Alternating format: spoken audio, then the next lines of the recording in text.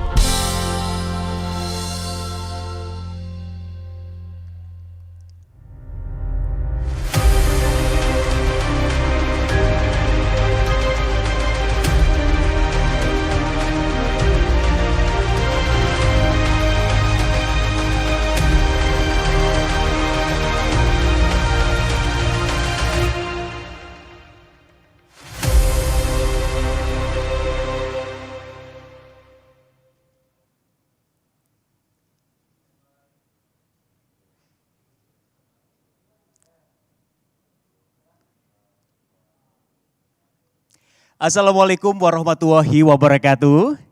Selamat sore Bapak Ibu hadirin sekalian. Yang kami hormati seluruh tamu undangan, selamat datang kami haturkan di acara sore hari ini. Dan juga kami haturkan selamat datang kepada yang terhormat Bapak Bambang Pramono, Kepala Perwakilan Bank Indonesia Solo. Dan juga yang kami hormati Bapak Dr. Haji Mastuki HS MAG, Kepala Pusat Registrasi dan Sertifikasi Halal BPJPH, selaku narasumber. Dan juga kami haturkan Bapak Ibu selamat datang dalam acara pada sesi kali ini. Perkenalkan saya Helmi Kahaf yang akan memandu acara kita pada sore hari ini. Bapak Ibu hadirin sekalian, Festival Ekonomi Syariah FESYAR adalah sebuah event ekonomi dan keuangan syariah yang mengintegrasikan pengembangan sektor ekonomi dan keuangan syariah. FESYAR 2020 dilaksanakan di 3 wilayah, yaitu di wilayah Sumatera, Jawa, dan wilayah kawasan Timur Indonesia KTI. FESYAR Regional Jawa 2020 diadakan dari tanggal 5 hingga 10 Oktober 2020 dengan Provinsi Jawa Timur sebagai tuan rumah. Dan pada tahun ini, Festival Ekonomi Syariah FESYAR Regional Jawa 2020 mengusung tema akselerasi peran ekonomi syariah dalam mendorong pertumbuhan ekonomi regional. Bapak Ibu hadirin sekalian, pada hari ini tanggal 8 Oktober 2020, tepatnya di hari keempat dalam rangkaian acara FESYAR Regional Jawa 2020, sesaat lagi kita akan bersama-sama mengikuti bisnis coaching bagi para pelaku UMKM yang tentunya dilaksanakan secara virtual dengan topik yang sangat menarik Bapak Ibu, yaitu prosedur pengurusan sertifikasi halal dengan narasumber kita yaitu Bapak Dr. Haji Mastuki HS MAG, Kepala Pusat Registrasi dan Sertifikasi Halal BPJPH. Tentunya saya akan ditemani oleh rekan saya sebagai moderator yaitu Kiki Aiswara. Baiklah Bapak Ibu hadirin sekalian, sebelum kita mulai sesi bisnis coaching pada sore hari ini, marilah kita simak bersama-sama kata sambutan yang akan disampaikan oleh Bapak Bambang Pramono, Kepala Perwakilan Bank Indonesia Solo. Kepada beliau disilahkan.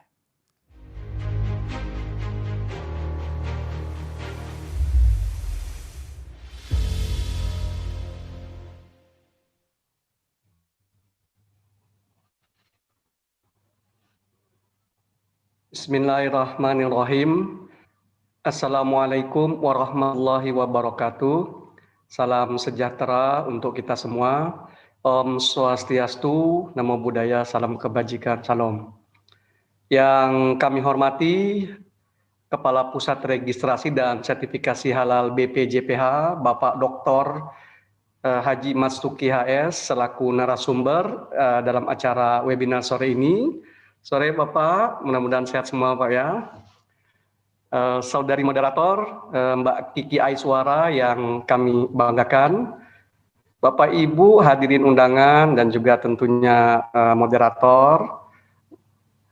Pertama-tama marilah kita panjatkan puji dan syukur kehadirat Allah Subhanahu wa taala karena hanya atas perkenannya maka pada hari ini meskipun dalam situasi pandemi COVID-19 alhamdulillah kita masih bisa melakukan silaturahmi walaupun dalam daring ya, untuk nanti kita insya Allah berdiskusi dan berbagi hal-hal terkait prosedur pengurusan sertifikasi halal yang merupakan bagian dari rangkaian kegiatan FESYAR Jawa di tahun 2020 ini. Tak lupa kami juga mengucapkan terima kasih kepada narasumber Bapak Dr. Haji Mastuki yang sudah berkenan hadir pada diskusi sore hari ini. Insya Allah apa yang akan kita diskusikan akan bisa berkontribusi ya Pak untuk menjadikan negara kita Indonesia yang tercinta ini bisa nanti insya Allah menjadi pemain global di dalam perdagangan atau industri halal. Amin, amin ya Allah. Bapak Ibu hadirin yang kami hormati, standar halal dan syariah saat ini udah bukan lagi menjadi suatu hal yang aneh. Ini sudah menjadi concern masyarakat secara umum, bukan lagi hanya muslim, tapi sudah menjadi tren global. Dan banyak negara melirik mengenai hal ini. Secara internasional tentunya kita sudah banyak mengenal standar ini diakui memang sebagai suatu standar dengan kualitas yang tinggi. Dan ini bisa di dalam sistem manajemen, di dalam produk maupun jasa.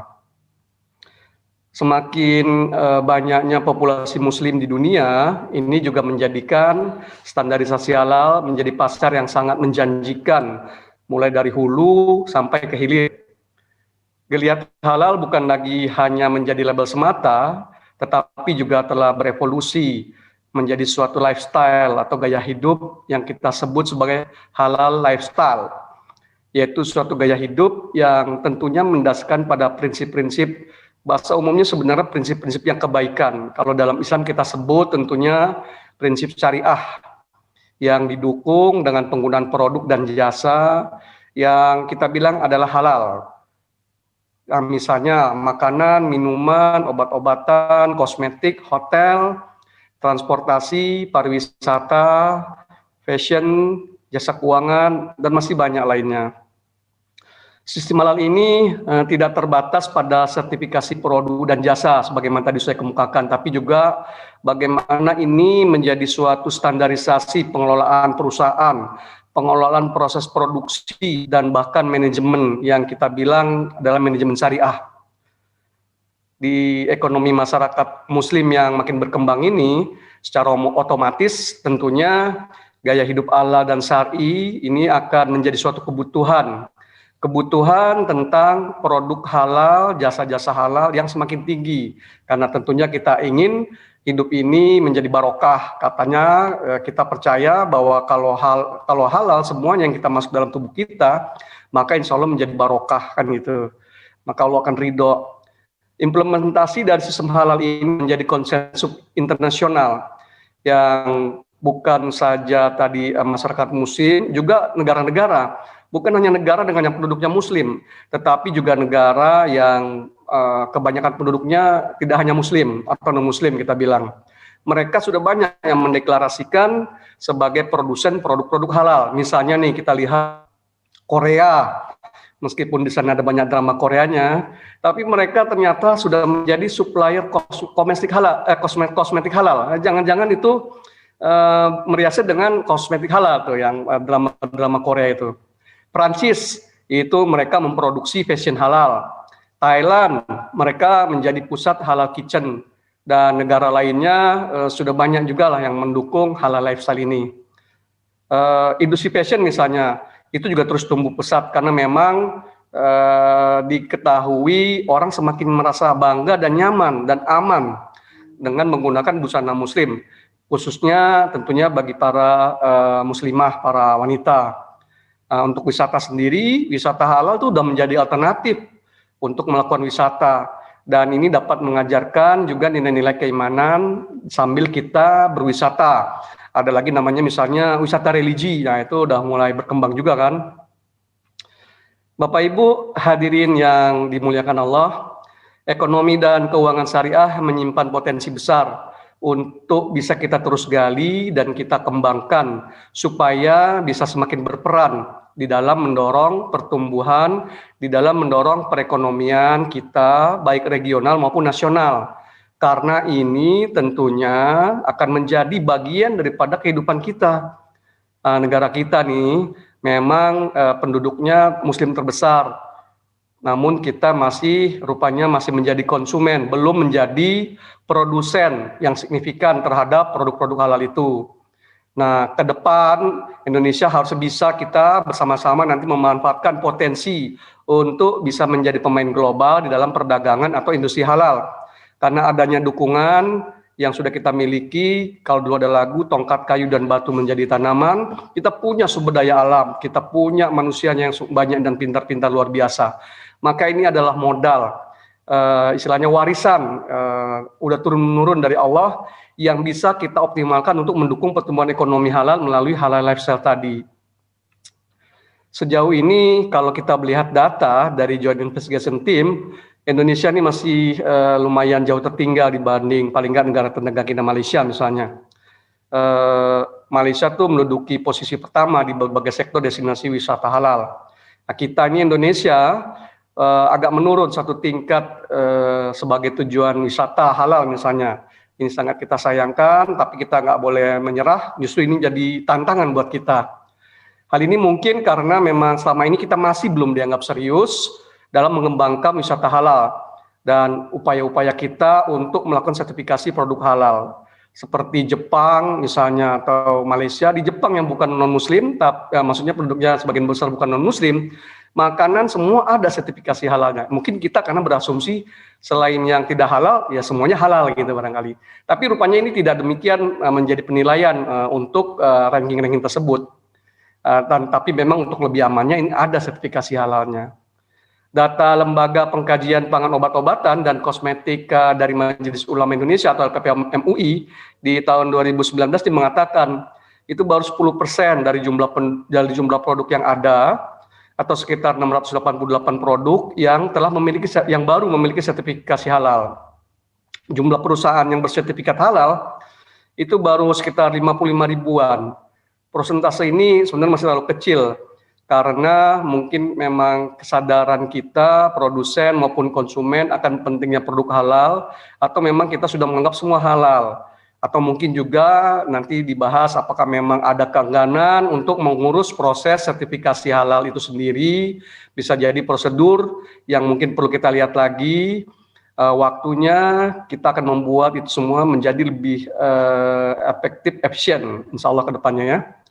Nah, untuk mendukung ini sebenarnya pemerintah telah menyusun Undang-Undang Nomor 33 Tahun 2014 tentang jaminan produk halal, dan juga PP-nya ada Nomor 31 dan baru tahun 2019 kemarin tentang jaminan produk halal tadi, yang sebenarnya ini telah merubah sistem prosedur dan registrasi sertifikasi halal dari yang sifatnya voluntary itu menjadi mandatory.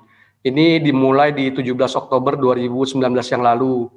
Undang-undang ini juga telah membentuk lembaga baru bernama Badan Penyelenggara Jaminan Produk Halal, BPJPH, yang Pak Mas ini narasumber ini menjadi ininya Pak ya, di bawah Kementerian Agama yang memegang kewenangan penerbitan sertifikasi halal, di mana dulu itu sebelumnya dilaksanakan oleh LPPM MUI itu Pak ya.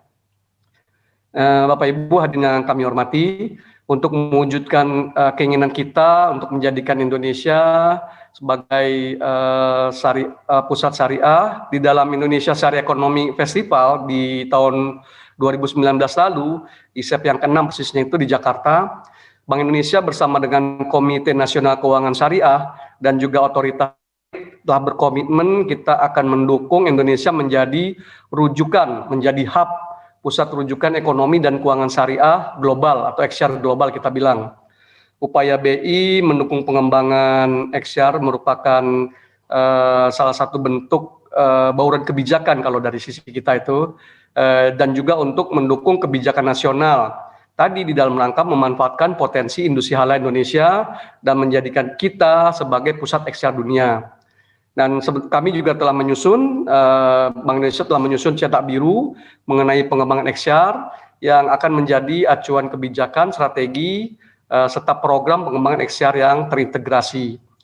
Paling tidak ada 3 strategi program. Yang pertama yaitu pemberdayaan ekonomi syariah melalui pengembangan halal value chains untuk mendukung penciptaan high quality local product, yang kita harapkan ini dapat mendorong perbaikan struktur neraca perdagangan melalui ekspor dari produk-produk halal itu sendiri ataupun mungkin substitusi impornya. Dan tentunya ini sangat penting untuk mendukung pertumbuhan ekonomi yang sangat inklusif yang kita perlukan untuk kita survive dari masa-masa pandemi COVID ini. Yang kedua, ini juga salah satu bentuk kita untuk mendalami pasar keuangan, khususnya pasar keuangan syariah, melalui manajemen likuiditas di keuangan syariah, agar bisa mensupport, mendorong pembiayaan yang sifatnya syariah, supaya lebih barokah hidup ini ya. Pembiayaan syariah ini bersumber bisa dari sektor keuangan komersil maupun sosial syariah, dan integrasi keduanya tentunya akan semakin bagus dalam mendukung aktivitas usaha ekonomi syariah yang inklusif. Yang ketiga, itu adalah penguatan riset dan edukasi. Ya, tujuannya tentunya agar kita semua sama-sama menjadi literasinya makin bagus, edukasinya bagus, dan juga kita memiliki kepedulian, awareness terhadap hal itu sendiri. Indonesia bisa mulai mewujudkan keinginan ini dengan mendorong, memperkuat, dan terus mengembangkan industri keuangan syariah. Industri ini sangat berpotensi sangat besar sekali dalam mendukung pembangunan, baik untuk pembangunan ekonomi masyarakat, infrastruktur maupun dalam pembiayaan program pengentasan kemiskinan dan yang paling penting mudah-mudahan kedepannya bisa mengurangi ketimpangan sosial. Upaya dan tujuan bersama kita ini untuk menjadikan Indonesia sebagai pusat rujukan ekonomi dan keuangan syariah melalui penguatan industri halal dan syar'i serta meningkatkan pemahaman dan kepedulian masyarakat akan pentingnya manfaat daripada produk halal dan manajemennya juga. Mudah-mudahan dimudahkan dan bisa mendapat ridho dari Allah Subhanahu wa taala. Amin. Bapak Ibu, mungkin ini yang bisa saya sampaikan, kami sampaikan. Semoga Allah Subhanahu wa taala bisa meridhoi, selalu meridhoi, memberi kita selalu kesehatan, meridhoi setiap langkah kita untuk mewujudkan cita-cita menjadikan Indonesia sebagai pusat rujukan ekonomi dan keuangan syariah global. Akhirnya tentunya kami mengucapkan selamat melakukan diskusi, selamat mengikuti kegiatan bisnis coaching tentang sertifikasi halal. Semoga ini bisa membawa manfaat bagi pengembangan ekonomi syariah di Indonesia. Dan last but not least, kami mohon maaf dibukakan pintu maaf sebesar-besarnya apabila di dalam penyampaian kami maupun pelaksanaan ada hal-hal yang mungkin kurang pas atau kurang berkenan. Sebagai penutup, perkenankan kami sampaikan sebuah pantun. Melaku-melaku ke Jawa Timur, jangan lupa mampir Tunjungan. Menikmati kota santri sambil bersolawat. Mari bersinergi sedulur, kembangkan industri halalan toiban. Saatnya ekonomi syariah menjadi pilihan umat. Sekian. Billahi taufik wal hidayah. Assalamualaikum warahmatullahi wabarakatuh.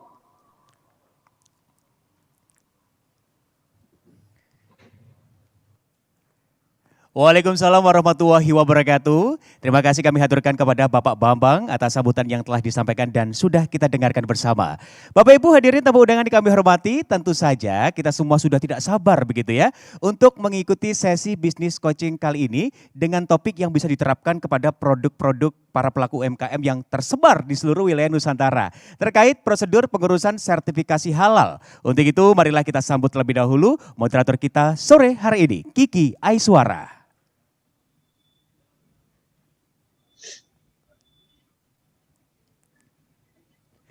Ya, Assalamualaikum Kiki.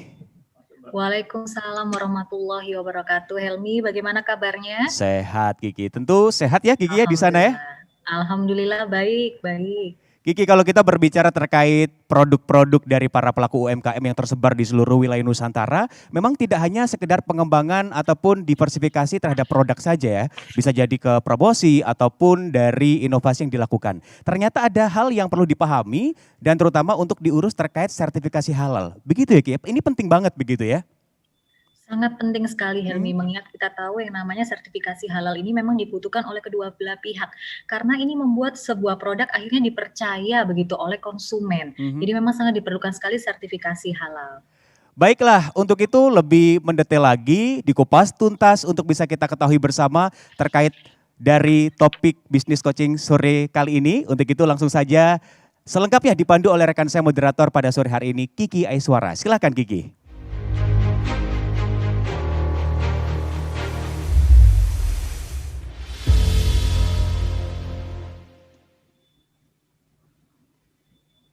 Ya, Assalamualaikum warahmatullahi wabarakatuh. Selamat sore seluruh hadirin sekalian yang sudah bergabung bersama kami dalam bisnis coaching kita, yaitu bertema prosedur pengurusan sertifikasi halal. Namun sebelumnya saya juga turut menyapa narasumber dan juga Bapak Bambang Pramono selaku Kepala KPW BI Solo. Assalamualaikum, selamat sore Pak Bambang. Baik, lalu berikutnya juga telah hadir narasumber kita yaitu Bapak Dr. Haji Mastuki HS MAG selaku Kepala Pusat Registrasi dan Sertifikasi Halal BPJPH. Assalamualaikum, selamat sore Pak. Waalaikumsalam warahmatullahi wabarakatuh. Sehat semua ini ya Pak Bambang dan Pak Mastuki. Ini mengingat kita, insya Allah, dan juga tentunya seluruh hadirin yang sudah bergabung bersama kami dalam bisnis coaching prosedur pengurusan sertifikasi halal. Berbicara tentang sertifikasi halal, Bapak Ibu hadirin sekalian, kita ketahui bahwa bangsa Indonesia merupakan bangsa yang begitu besar dengan segala potensi yang dimilikinya. Jumlah populasi ataupun jumlah penduduk masyarakat Indonesia juga tergolong cukup besar untuk wilayah seluruh dunia ataupun global begitu. Apalagi mayoritasnya adalah Muslim. Tentunya ini menjadi potensi tersendiri dalam bisnis produk-produk halal. Namun bagaimanakah sebenarnya kategori prosedur untuk sertifikasi halal ini? Mengingat kita tahu potensinya yang begitu besar, harusnya ini juga menjadi peluang bisnis yang besar pula untuk masyarakat Indonesia. Namun sayangnya dari data yang kami himpun, bahwa bangsa Indonesia dengan potensi tersebut tidak menjadi produsen halal, produk-produk halal dunia. Bahkan negara yang jumlah penduduknya minoritas Muslim menjadi pembuat produk-produk halal terbesar begitu. Nah, ini fenomena seperti ini sebenarnya apakah yang terjadi dan bagaimanakah prosedurnya pengurusan sertifikasi halal? Oleh karena itu, tanpa berpanjang lebar lagi, saya mohon dengan hormat kepada Bapak Mas Tuki untuk kiranya berkenan menjelaskan dan juga memberikan paparannya. Kami persilahkan. Baik, terima kasih Mbak Kiki. Saya memanggil Mbak Kiki aja karena saya juga berasal dari Jawa Timur. Pelaksanaan Festival Syariah ini di regional Jawa, terpusat di Surabaya. Apa kabar kawan-kawan di Jawa Timur dan sekitarnya? Yang terhormat Bapak Bambang Pramono, terima kasih paparan beliau, pengantarnya sangat luar biasa, memberikan perspektif yang sangat optimis, dan ini menandakan bahwa soal halal itu sudah menjadi bagian dari kita semuanya, sehingga Pak Bambang ini sangat fasih sekali menjelaskan dan konteksnya dalam kerangka pengembangan bisnis halal dan secara global juga menjadi kesadaran bersama, kesadaran dunia, bukan hanya negara-negara Muslim, tetapi juga negara-negara tanda petik yang minoritas Muslim, bahkan juga sekuler. Izinkan saya, Mbak Kiki, untuk sedikit memberikan gambaran berkenaan dengan prosedur sertifikasi halal. Ada dua bagian yang ingin saya sampaikan. Yang pertama tentang landasan, terutama regulasi yang mendasari pelaksanaan sertifikasi halal ini, dan juga nanti bagaimana prosedurnya. Saya lebih bagus nanti kalau memberikan waktu yang cukup juga bagi para peserta yang hadir di forum Zoom meeting ini, dan juga karena ini sifatnya business coaching, jadi lebih saya banyak mendengar juga nanti untuk memberikan penjelasan-penjelasan yang diperlukan. Jika diperkenankan untuk share screen, silakan dimulai. Saya ingin memulai dari pertama soal jaminan produk halal yang tadi disebut Pak Bambang Pramono, bahwa nama undang-undangnya saja ini sudah undang-undang jaminan produk halal. Jadi maksud dari undang-undang jaminan produk halal ini tentu ada perspektif yang diinginkan dari negara ini. Kita tahu di next saja, di halaman pertama, berikutnya lagi, bahwa sebagai mayoritas Muslim tadi yang disampaikan oleh Pak Bambang dengan sangat-sangat bagus, dan juga Mbak Kiki, bahwa kita ini dalam mengkonsumsi dan menggunakan barang halal sejatinya ini bukan hanya soal formalitas kemudian karena ada undang-undang semata, tetapi harus kita maknai sebagai perintah agama. Kalau itu perintah agama, artinya kita melaksanakan jaminan produk halal dalam konteks saat ini itu adalah karena nilai-nilai agama, dan itu tentu karena berkaitan dengan keyakinan, belief kepada Allah Subhanahu wa Ta'ala, maka akan semakin kuat mendorong untuk kita berpartisipasi, berkontribusi dalam jaminan produk halal. Lebih-lebih bahwa perintah hal untuk mengkonsumsi barang yang halal bukan hanya makanan dan minuman saat ini, tapi sudah produknya sudah meluas, itu langsung disebutkan di dalam Al-Quran yang merupakan panduan utama, dan itu karenanya bagi seorang Muslim itu adalah impresi agama, perintah agama. Dan menarik bahwa arahnya a'udzubillahi minasyaitonirrajim, ya ayyuhan nas kulu mimma fil ardi halalan thayyiban, yang artinya kurang lebih wahai manusia.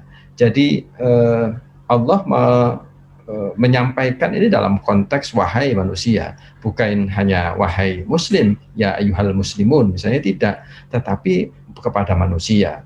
Karena arahnya kepada manusia, maka kebutuhan terhadap halal itu kaitannya dengan unsur kemanusiaan, yaitu menjaga kelangsungan hidup manusia. Dan ini menarik, yang kemudian kulu mimma fil ardi, makanlah kalian di muka bumi ini dengan rambu-rambu halalan thayyiban, yang kemudian diterjemahkan halal itu sesuatu yang dibolehkan berdasarkan pada ketentuan-ketentuan syariat Islam, sementara thayyib itu bermakna yang lebih luas, bukan hanya soal higienis semata, tetapi bermakna aman dikonsumsi, enak, mengandung nutrisi, berguna, menyehatkan, dan seterusnya, juga bermutu. Nah, next, di paparan berikutnya saya menyatakan karena gambaran yang lebih luas tadi itu soal halal, maka halal itu tadi juga disinggung oleh Pak Bambang, lebih dari sekedar mutu. Halal itu adalah premium quality. Karena kualitas yang sangat-sangat bagus, maka di dalam doa kita, tadi disinggung juga dengan sangat bagus juga oleh Pak Bambang Pramono, bahwa dalam doa-doa seorang muslim itu memintanya kepada Allah, Allahumma inna nas'aluka rizqan halalan thayyiban mubarakan.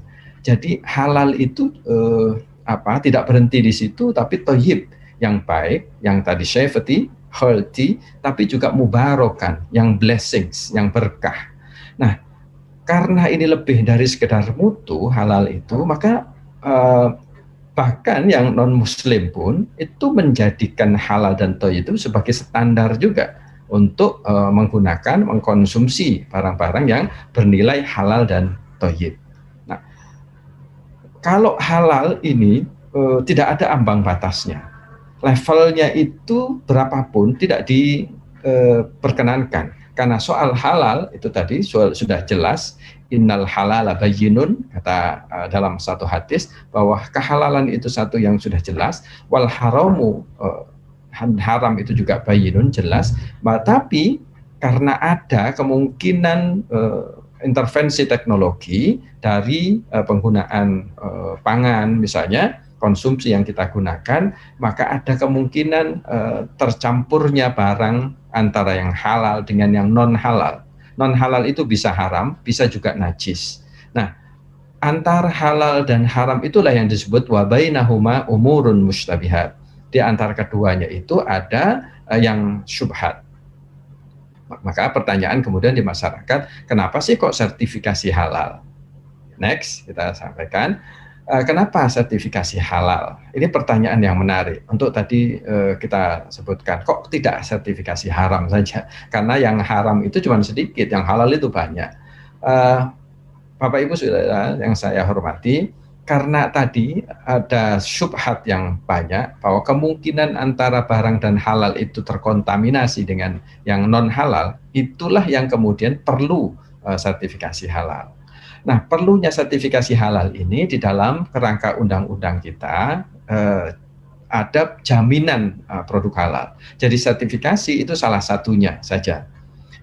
Di layar ini kita bisa lihat bahwa dengan pengesahan Undang-Undang Jaminan Produk Halal nomor 33 tahun 2014, sejatinya itu merangkum 3 hal. Yang pertama kaitan tadi antara seseorang dengan Tuhannya, karena ini merupakan perintah agama. Yang kedua antara manusia dengan manusia, yang disebut dengan hablum minan nas. Yang pertama hablum minallah. Tapi yang ketiga ini sebagai warga negara, maka kehadiran undang-undang ini adalah implementasi dari Undang-Undang Dasar 1945, terutama pasal 29 yang memberikan jaminan kepada semua warga negara untuk melaksanakan ajaran agamanya. Nah, ajaran agama tadi itu ketika ya ayyuhan nas kulu mimma fil ardi halalan thayyiban, untuk makan, mengkonsumsi, menggunakan barang halal dan thayyib, itu adalah bagian dari perintah agama. Menjalankan agama itu dijamin oleh negara. Maka kehadiran negara untuk memberikan kenyamanan, keamanan, kepastian, keselamatan, dari produk halal yang bagi masyarakat ini. Nah, namun lebih dari itu, undang-undang ini sejatinya karena Indonesia sudah melakukan jaminan produk halal secara khusus adalah sertifikasi halal itu sudah 30 tahun yang lalu dimulai dari Majelis Ulama Indonesia. Nah, kehadiran undang-undang ini diharapkan untuk lebih meningkatkan. Karena itu memang tadi yang disampaikan data-data berkaitan dengan masih rendahnya awareness, kesadaran halal di kalangan masyarakat, sejatinya inilah pentingnya kemudian undang-undang ini, dan baik BPJPH, Badan Penyelenggara Jaminan Produk Halal, itu memiliki tugas dan fungsi yang berat untuk melaksanakan jaminan produk halal itu. Next. Nah, Bapak Ibu sekalian yang saya hormati, kami sudah melakukan tugas-tugas berkenaan dengan turunan regulasi dari peraturan pemerintah, kemudian undang-undang sebelumnya. Kami sudah membuat mengeluarkan peraturan Menteri Agama tahun 2019 ya, nomor 26, tepat beberapa hari sebelum pelaksanaan kewajiban sertifikat halal 17 Oktober 2019. Kami juga sudah mengeluarkan KMA yang terbaru. KMA itu keputusan Menteri Agama tentang jenis produk yang wajib bersertifikat halal. Jadi itu diatur sedemikian rupa apa saja nama-nama produk dan bahkan jenis produknya itu diatur sedemikian rupa. Next. Bentuknya kita lihat di sini seperti ini produk regulasi halalnya. Next saja. Nah, kekaitan dengan bagaimana dan implikasi dari jaminan produk halal itu dengan Undang-Undang Nomor 33 Tahun 2014, maka kewajiban untuk melakukan sertifikasi halal. Jadi itu berlaku bagi semua produk yang masuk, beredar, dan diperdagangkan di wilayah Indonesia. Jadi lingkupnya juga di Indonesia, tapi juga produk-produk yang berasal dari luar Indonesia ketika masuk, beredar, yang kemudian diperdagangkan di Indonesia, ini juga terkena kewajiban bersertifikat halal. Next. Kewajiban bersertifikat halal ini kemudian memiliki implikasi penataan, tata kelolanya. Tata kelola yang tadi disebut bahwa sebelumnya pengalihan isu dari awalnya mandatori, kemudian awalnya voluntary menjadi mandatori. Dari penanganan yang sebelumnya dilakukan oleh LP POM UI, sekarang ada BPJPH. Sehingga keterlibatan beberapa pihak, BPJPH, kemudian disebut lagi namanya lembaga pemeriksa halal yang bertugas untuk melakukan pemeriksaan dan atau pengujian produk. Next.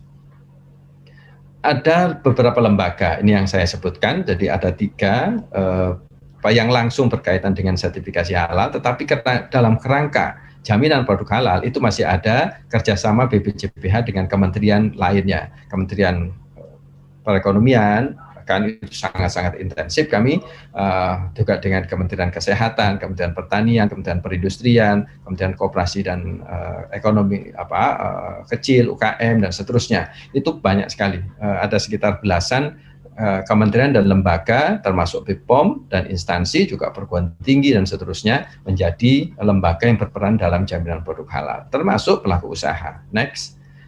Nah, Bapak Ibu sekalian, beberapa konsekuensi dari Undang-Undang Jaminan Produk Halal ini yang kita sampaikan. Selain penyelenggara, pihak yang terlibat juga jenis produk akhirnya kemudian berkembang. Karena sebelumnya makanan, minuman, obat-obatan, dan kosmetika itu menjadi concern pelaksanaan sertifikasi halal. Setelah undang-undang itu mau diperluas lagi. Ada produk kimiawi, ada produk biologi, produk rekayasa genetika yang jabarannya ditetapkan melalui keputusan Menteri Agama. Termasuk juga barang gunaan. Jasa juga berkembang sedemikian rupa, mulai penyembelihan, pengolahan, penyimpanan, pengemasan, pendistribusian, penjualan, sampai pada penyajian. Jadi dari hulu ke hilir. Nah, karena lingkupnya ini juga menyangkut bukan hanya people to people dalam kerangka internasional, tetapi juga harus melibatkan pemerintah, antar pemerintah. Maka government to government itu menjadi lingkup kerjasama yang juga menjadi kewajiban tanggung jawab dari BPJPH. ada pengawasan di dalamnya, ada pembinaan, dan juga profesi-profesi yang muncul. Ada istilah auditor halal, ada penyelia halal. Penyelia halal itu orang yang bertanggung jawab terhadap proses produksi. Sementara auditor halal itu orang yang nanti melakukan audit terhadap produk, yaitu di lembaga pemeriksa halal. Ada pengawas halal, dan kami sudah melatih sekian banyak pengawas halal, ada manajer halal, dan nanti bisa dikembangkan lagi masyarakat butuhnya seperti apa, termasuk misalnya butuh job halal atau pendamping halal dan seterusnya. Next. Nah, konsekuensi-konsekuensi semacam ini termasuk juga tadi produk yang ingin yang kemudian berkembang. Ada istilah barang. Ya, tadi ada makanan, minuman, sampai kepada barang gunaan, kemudian juga jasa yang meliputi 7. Next saja, agak cepat. Pembagiannya seperti ini. Untuk lebih clear, pembahasan ini ada di peraturan pemerintah, juga ada di peraturan Menteri Agama nomor 26 tahun 2019. Diatur sedemikian rupa bahwa produk biologi, misalnya, dan juga produk kimiawi itu terkait hanya dengan makanan, minuman, obat, dan kosmetika. Barang gunaan itu terkait dengan barang yang digunakan, dipakai, dan dimanfaatkan yang terkait dengan mengandung unsur hewan. Jadi dibatasi, tidak semua barang gunaan disertifikasi halal, wajib bersertifikat halal, tapi yang terkait ada mengandung unsur hewani. Next. Nah, langsung saja ini berkaitan dengan jasa yang terkait juga dengan makanan, minuman, obat, dan medika. Berikutnya, ada penahapan. Ini kami sampaikan kepada para peserta dan kita semuanya bahwa di dalam peraturan pemerintah ada penahapan. Karena tadi kewajiban bersertifikat halal itu harus dilaksanakan oleh BPJPH bersama-sama dengan elemen-elemen yang lainnya, maka di peraturan pemerintah dan kemudian di peraturan Menteri Agama ini dibuat penahapan. Penahapan pertama mulai 17 Oktober 2019 itu berlaku bagi produk makanan dan minuman. Bagi produk yang sudah bersertifikat halal selama ini oleh Majelis Ulama Indonesia, itu yang didahulukan. Next, bagaimana produk yang lainnya? Produk yang lainnya itu nanti akan dimulai 17 Oktober 2021 dengan grace period masa tenggang yang berbeda-beda. Ada yang 5 tahun, ada 10 tahun, dan 15 tahun. Termasuk untuk kosmetika, untuk obat-obatan, barang gunaan, dan seterusnya. Jadi masih ada waktu. Next, meski demikian, ada pada tahapan penahapan yang berlaku itu, ada juga produk-produk yang tetap boleh diizinkan masuk, beredar, dan diperdagangkan di wilayah Indonesia. Ya, jika masih ada izin edar dari BPOM, izin usaha perdagangan, dan seterusnya, selama masa kewajiban bersertifikat halal itu masih diperkenankan. Next. Jadi ini banyak sering pertanyaan bagaimana setelah masa penahapan. Ya, penahapan ini digunakan dalam kerangka untuk kita lebih mendahulukan upaya-upaya pembinaan, upaya-upaya edukasi soal halal, upaya-upaya juga promosi dan kampanye halal. Maka dalam penahapan yang sampai ada 5 tahun, berikutnya ada yang 10 tahun, itu kita diskusikan bersama kementerian lembaga dengan pertimbangan-pertimbangan yang sangat cermat dan matang. Next. Nah, saya dalam waktu kurang lebih 7 menit ingin menjelaskan seperti apa prosedur sertifikasi halal. Nah, setelah mengetahui hal-hal tadi berkaitan dengan regulasi dan bagaimana jaminan produk halal dilakukan, next, pada paparan ini, pertama ingin saya sampaikan bahwa kriteria penetapan halal yang berlaku di Indonesia itu sejatinya menghubungkan antara dua madhab. Ada istilah madhab fikih dengan madhab sains. Madhab fikih itu otoritas ulama, dan itu nanti yang menetapkan kehalalan itu adalah ulama melalui sidang fatwa. Satu sisi ada madhab sains yang seperti tadi itu, ada unsur-unsur ilmu di sini atau yibannya itu. Ini dilakukan oleh lembaga pemeriksa halal secara spesifik. Auditor halal yang ada di dalam LPH itulah yang melakukannya untuk pemeriksaan dan pengujian terhadap produk. Jadi dengan kriteria inilah yang sudah berjalan bertahun-tahun, dan kemudian BPJPH melanjutkan ini dan distrukturkan di dalam Undang-Undang JPH. Next. Karenanya, maka dalam pelaksanaannya BPJPH bersama dengan Lembaga Pemeriksa Halal dan juga Majelis Ulama Indonesia itu untuk melaksanakan konsep halal ini dari hulu ke hilir, dan itu sifatnya traceability.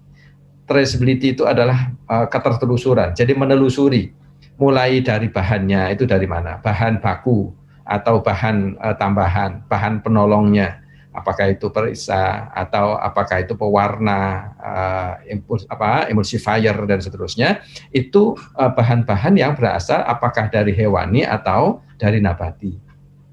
Kalau dari nabati itu tidak ada masalah. Tetapi dari susun hewani, dari daging itu harus juga ditelusur sampai di mana penyembelihannya, bagaimana proses di rumah potong hewan dan seterusnya, sampai kemudian bahan tadi itu sebelum digunakan dalam proses produksi, bagaimana distribusinya, pengolahannya seperti apa, nanti juga pengemasan kalau sudah jadi barang, sampai pada penyajiannya. Nah, ini semua traceability dilakukan untuk menjamin tadi, karena ini jaminan produk halal. Sertifikasi halal itu ada pada salah satu titik di mana pelaksanaan sertifikasi halal untuk memastikan kehalalan satu produk. Tapi untuk menjaminnya, ini banyak pihak yang berkontribusi. Next. Nah, karena konsep halal itu sifatnya traceability, pihak-pihak tadi yang terlibat di dalam pelaksanaan proses ini, yaitu ada JPH, ada BPJPH, ada LPH, Lembaga Pemeriksa Halal, dan juga Majelis Ulama Indonesia, tapi juga nanti ada kelibatan pihak-pihak yang lainnya. Sebelum melaksanakan sertifikasi halal, mengajukan sertifikasi halal, pastikan dulu, sampaikan bahwa pelaku usaha itu menyampaikan informasi tentang produknya yang akan dilakukan juga proses produksinya, itu benar, secara jelas, jujur, karena ini berkaitan dengan kepastian untuk nanti dilakukan pemeriksaan dan atau pengujian terhadap produk yang tadi, sehingga ketertelusurannya itu bisa terjamin. Selain informasi yang benar, juga soal lokasi itu juga perlu disampaikan, agar lokasi disampaikan, termasuk juga bagaimana proses produksi dijalankan. Di dalamnya ada yang namanya penyelia halal, orang yang bertanggung jawab terhadap proses produksi itu.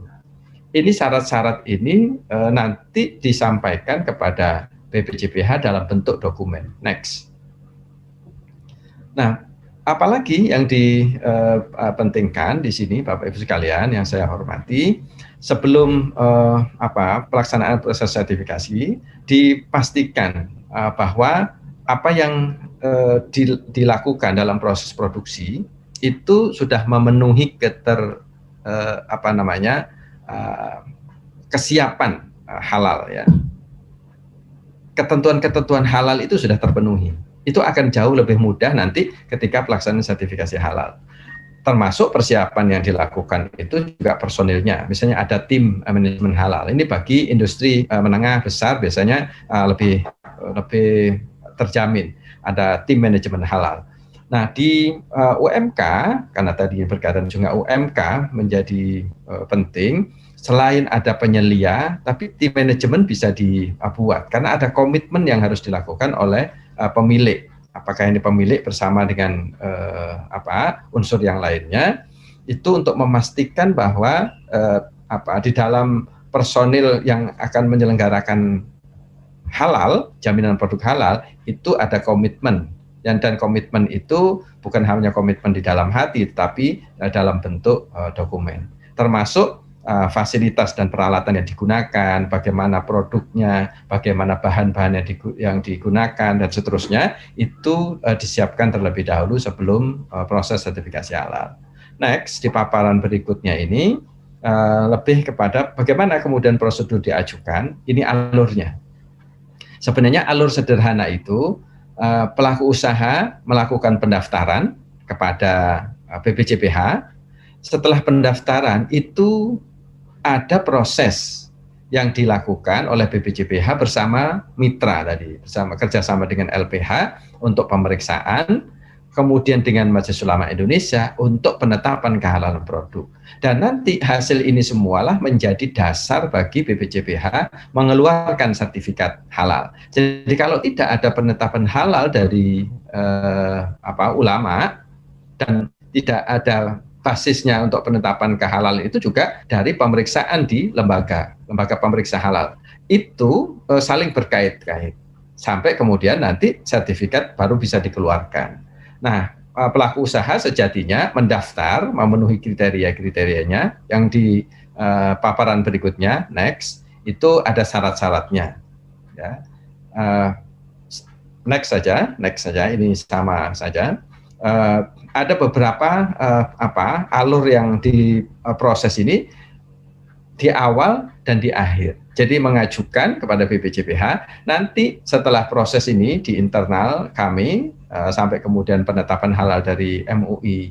MUI ini bukan hanya di pusat tapi sudah berlangsung di provinsi dan di daerah-daerah sampai kemudian menunggu proses terbit halal. Nah, kapan waktunya dan berapa lama waktunya? Kalau di Undang-Undang Nomor 33 tahun 2014 itu waktunya memang panjang. Nah, praktek selama ini juga begitu, 92 sampai 97 hari. Kalau untuk produk dari luar negeri itu bahkan 117 hari. Nah, di dalam Undang-Undang Cipta Kerja yang baru disahkan ini ada perubahan yang cukup mendasar waktunya. Proses sertifikasi halal itu dipangkas waktunya menjadi 21 hari.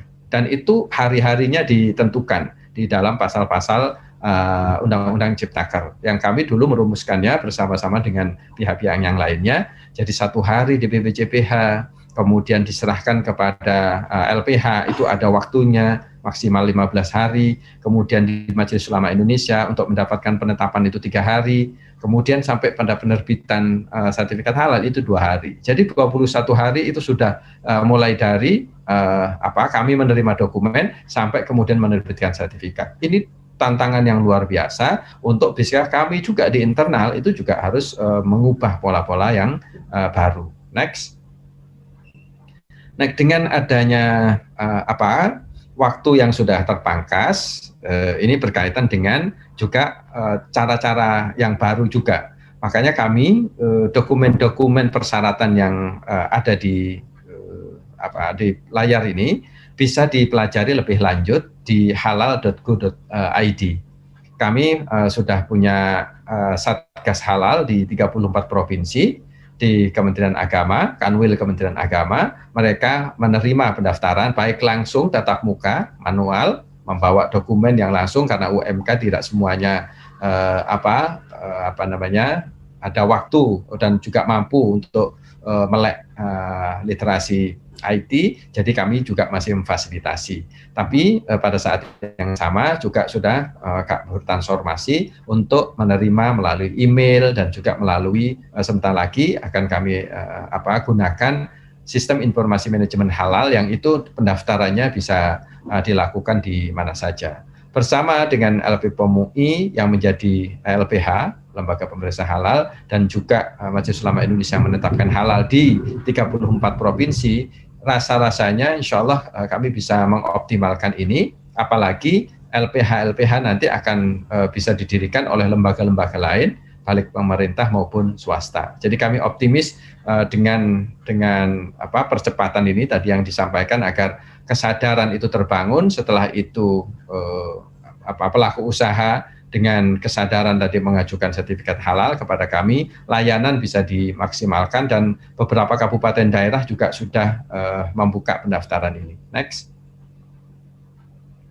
Ya, ini layanan kami selama masa pandemi juga sudah dimodifikasi sedemikian rupa menggunakan email dan seterusnya. Bahan ini nanti bisa dimanfaatkan. Next. Nah, yang penting bahwa setelah sertifikasi halal itu sebenarnya tidak selesai bagi pelaku usaha, karena ada kewajiban setelah sertifikat halal diperoleh, kemudian logo atau label itu ditempelkan di kemasan. Nah, kalau untuk kemasan atau yang non kemasan digunakan pada tempat-tempat yang sesuai dengan pengaturan di BPOM selama ini, ada penjaminan kehalalan produk yang terus berlanjut. Jadi tidak selesai setelah sertifikat halal diterima, tidak, tapi bagaimana pelaku usaha juga menjamin semua proses yang dilakukan, standar-standar prosedurnya dijalankan, juga ada sistem manajemen halal yang dijalankan. Ini agar selama masa 4 tahun kami keluarkan sertifikatnya. Next di paparan berikutnya itu sistem jaminan produk halal ini sudah kami sedang matangkan dan sudah didiskusikan bersama kementerian yang lainnya untuk memberikan guidance kepada pelaku usaha agar memudahkan tadi menjamin kehalalan produk. Next. Nah, ini kami sudah mengeluarkan sekitar 600 lebih tiap hari sertifikat halal ini kita keluarkan. Blanko sertifikat halalnya seperti yang ada di sini. Jadi ada logo Garuda dengan polimas emboss, ada numerator, ada nomor uniknya di paparan berikutnya. Itu contoh sertifikat halal yang kita keluarkan. Next. Nah, ini sudah keluar 600-an sertifikat halal untuk pelaku-pelaku usaha di 22 provinsi. Yang lain menyusul karena tadi perubahan data dan seterusnya di masing-masing satgas itu harus disatukan dan kemudian dikeluarkan secara elektronik, dan mudah-mudahan ke depan ini kami masih menggunakan tanda tangan langsung dari Kepala BPJPH pada saatnya setelah mendapatkan izin nanti untuk menggunakan elektronik, tanda tangan elektronik itu yang akan lebih mudah sehingga sertifikat ini bisa lebih cepat. Dan tadi karena waktu kami harus dibatasi dengan 2 hari. Bapak Ibu sekalian yang saya hormati, demikian yang dapat saya sampaikan secara umum gambaran ini. Saya senang sudah ada banyak pertanyaan-pertanyaan yang saya pantau juga dari chat maupun dari Q&A. Itu luar biasa animonya, dan terima kasih pada Mbak Kiki. Silakan. Iya, baik, matur nuwun. Ini saya ucapkan kepada Bapak Mas Tuki yang tadi sudah memberikan paparannya. Ini luar biasa bagus sekali panduannya ataupun guidingnya mengenai prosedur pengurusan sertifikasi halal. Dan diharapkan dengan apa yang sudah dipaparkan oleh Pak Mas Tuki tadi, ini bisa membantu Bapak Ibu sekalian yang ingin mengurus sertifikasi halal terhadap produk-produk usahanya begitu ya. Baik. Kita langsung saja Pak, ini ke Q&A-nya karena banyak sekali antusiasme dari para pemirsa hadirin yang bergabung bersama kami ini. Kita bacakan, namun sebelumnya saya ingatkan juga untuk Anda sekalian yang sudah bergabung bersama kami, monggo untuk bisa mungkin ada unek-unek ataupun ingin bertanya, bisa langsung bergabung di Q&A box yang tersedia, bisa langsung ditanyakan. Dan saya juga mengingatkan untuk mengenai e-sertifikat nanti bisa didapat dan juga materinya langsung klik di www.fesharjawa.com. Baik, kita langsung bergabung dengan pertanyaannya. Yang pertama, ini ada Kurniawan Ramadhani. Assalamualaikum, saya Kurniawan Ramadhani. Akan bertanya bagaimana kita selaku generasi di era Society 5.0 memberikan pemahaman tentang pentingnya prosedur sertifikasi halal pada masyarakat Baduy dan tradisional dalam bidang mungkin ya, maksudnya dalam bidang UMKM demi terwujudnya pemerataan sertifikasi halal dari sektor industri UMKM pedesaan dan perkebunan demi mewujudkan halal lifestyle yang merata. Karena kita tahu Pak ini kan belum merata keseluruhan begitu ya. Betul. Monggo silakan Pak. Ya. Ada waktu yang cukup panjang untuk kita melakukan edukasi tentang kesadaran halal ini. Pertama saya disebutkan bahwa soal halal, mungkin istilah halal itu lekat dengan Islam. Nomenklaturnya istilah itu disebut di dalam agama Islam. Tetapi bahwa halal itu berlaku bagi manusia, berlaku untuk semuanya. Tadi ya ayyuhan nas itu disebut langsung oleh Allah bahwa Tuhan memberikan pernyataan ya ayyuhan wahai manusia itu berarti bahwa konsep halal itu bisa digunakan untuk semua manusia. Makanya bisa lintas agama, bisa tidak ada batasan soal suku, bahasa dan seterusnya, tentu dengan cara-cara yang spesifik, yang unik. Nah, mungkin tadi untuk masyarakat Badui misalnya, ya tidak bisa digunakan kemudian menggunakan pendekatan yang formalistik, saklek misalnya. Ini Pak begini, halal itu konsepnya dan seterusnya, tentu tidak. Ya, ada cara-cara yang dilakukan, apakah menggunakan dengan local wisdom, bisa juga dengan melalui tokoh. Ya, tokoh yang sangat berpengaruh di satu komunitas itu bisa. Kenapa kita menggunakan cara-cara seperti itu? Karena jaminan produk halal itu bukan soal urusan individu, tapi menjadi tanggung jawab kolektif. Tadi yang saya sebutkan, implikasi dari Undang-Undang Jaminan Produk Halal itu keterlibatan masyarakat juga tinggi. Makanya siapapun itu, baik milenial, apalagi kawan-kawan yang punya concern soal halal ini, membentuk komunitas, membentuk misalnya paguyuban, membentuk misalnya untuk konsep sadar halal melalui media sosial dan seterusnya, itu banyak cara yang bisa digunakan. Saya kira begitu secara umum.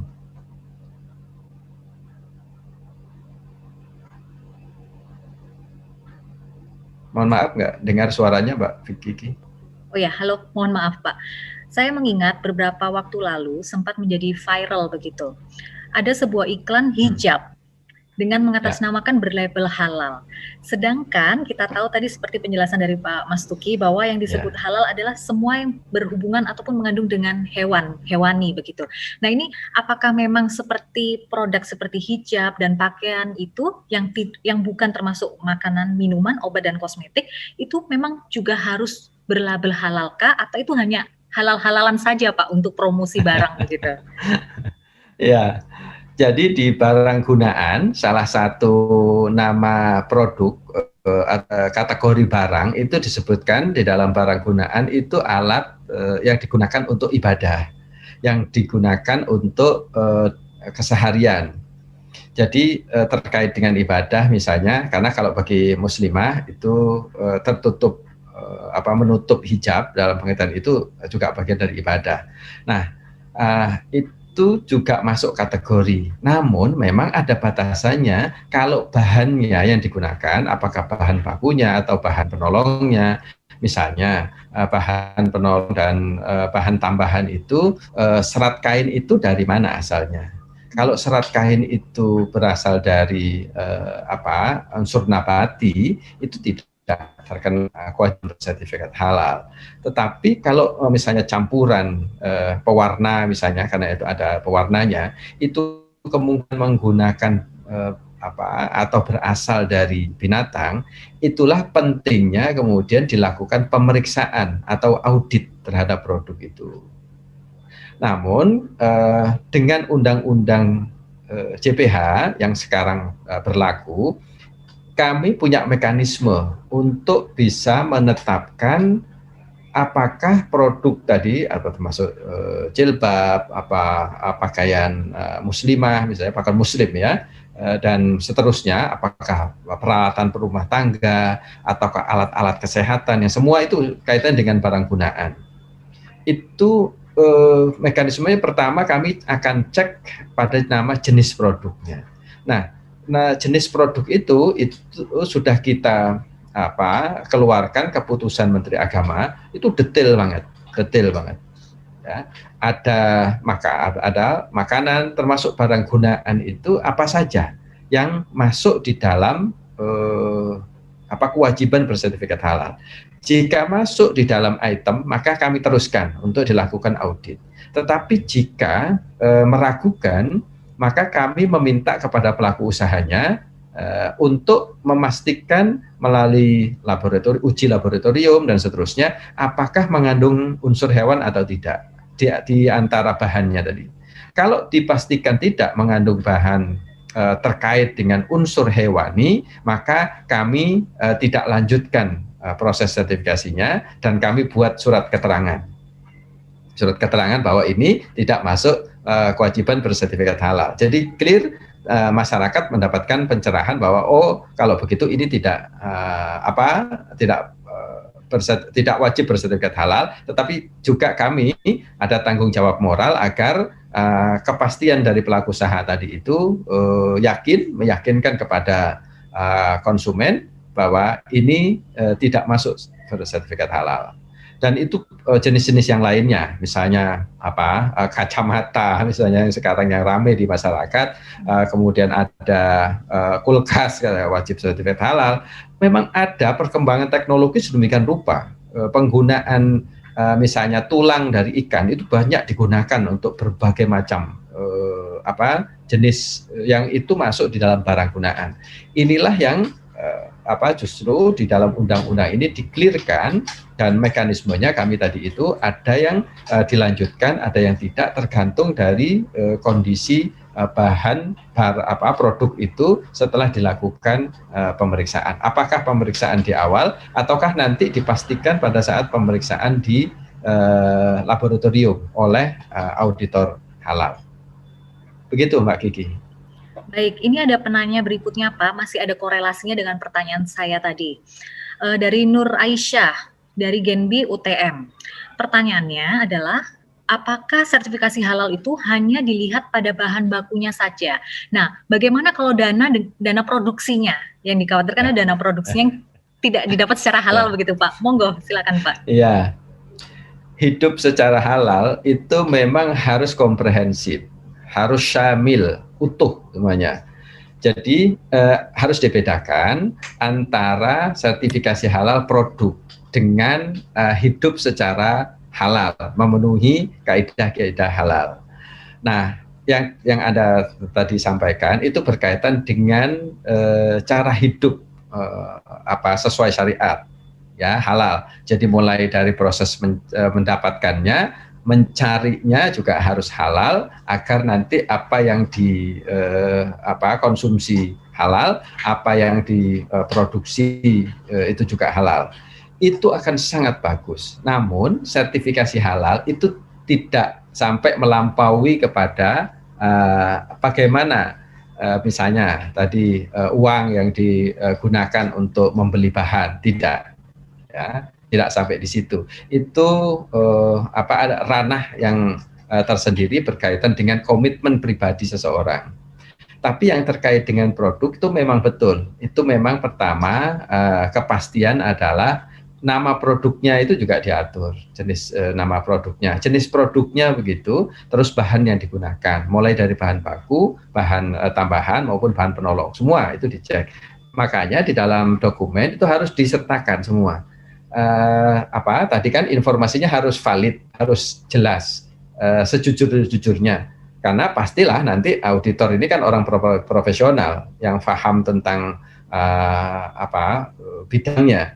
Jadi kalau misalnya ada bahan yang misalnya terselip padahal di situ digunakan, pada saat audit itu pasti akan ditemukan. Maka bahan-bahan itu disampaikan untuk kebutuhan audit. Tetapi juga proses produksinya itu akan dicek langsung. Yang dulu ada istilah audit di tempat, ya, bukan hanya di on desk tapi di on site, di tempat.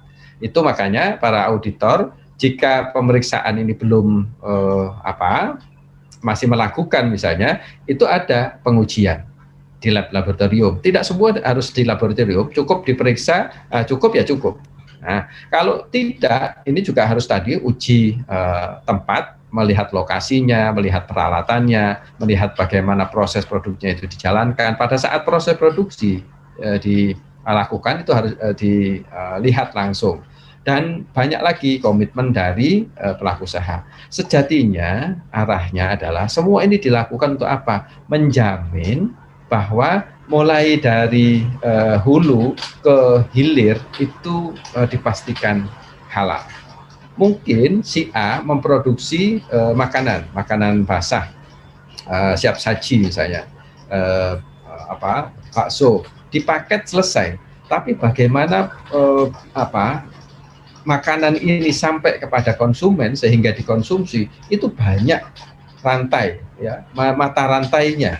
Nah, makanya jasa itu jasa pengangkutan, jasa pengolahan dan seterusnya itu disertifikasi agar dipastikan bahwa dalam semua proses ini dari hulu ke hilir itu yakin, sehingga konsumen ketika membeli produk, ya, menggunakan produk dan juga mengkonsumsi produk itu sudah yakin, seyakin-yakinnya, hakul yakin bahwa ini halal.